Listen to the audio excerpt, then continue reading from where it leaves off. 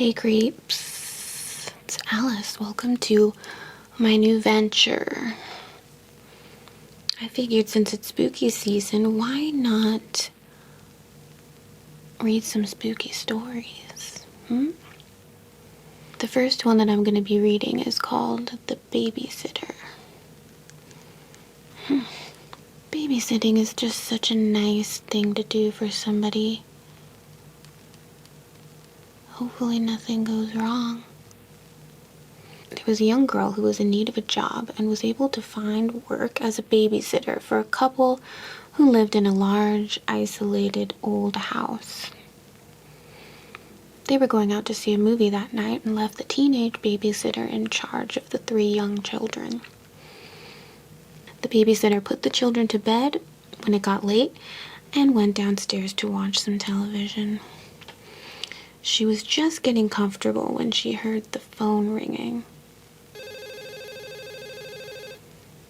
When she answered it, all she heard was heavy breathing, followed by a man's voice asking, "Have you checked the children?" Freaked out, she hung up the phone, trying to convince herself that it was just someone playing a practical joke on her. She went back to watching television, but about 15 minutes later, the phone rang again. She picked up the receiver and heard hysterical laughter from the other end of the line. Then, the same voice asked, "Why haven't you checked the children?" The babysitter slammed down the phone. The poor girl was frightened out of her wits and immediately called the police. The operator at the police station told the babysitter that if the man called again, she should try to keep him talking. That would give the police time to trace the call. A few minutes later, the phone rang a third time. When the babysitter answered it, she heard a heavy breathing again. The voice on the other line said, "You should really check on the children." The babysitter listened to him laughing hysterically for a long time. She hung up the phone. But almost immediately it rang again. This time it was the operator of the police station who yelled, "Get out of the house right now. The calls are coming from the upstairs phone." The babysitter dropped the phone in shock, and suddenly she heard heavy footsteps walking down the stairs.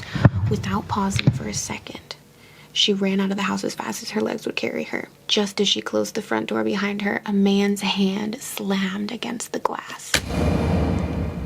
She screamed and ran out into the street just as police cars were pulling up outside.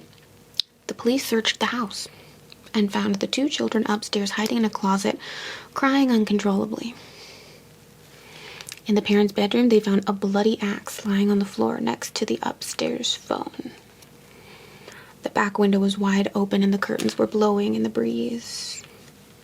There was no sign of the madman who had made the phone calls. He managed to escape into the night when the police arrived. They interrupted his horrible plan to kill the 2 children and the poor babysitter. What an enjoyable tale that was. Wow. And that, kids, is why I never was a babysitter.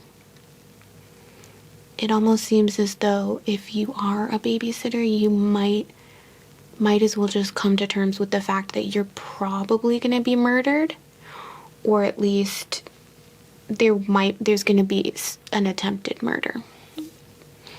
It's always the babysitter. What I want to know is, why was the axe bloody? Doesn't make much sense, does it? I hope you enjoyed this story. Don't forget to like, comment, and subscribe, and leave me suggestions of what story you want me to read down in the comments below.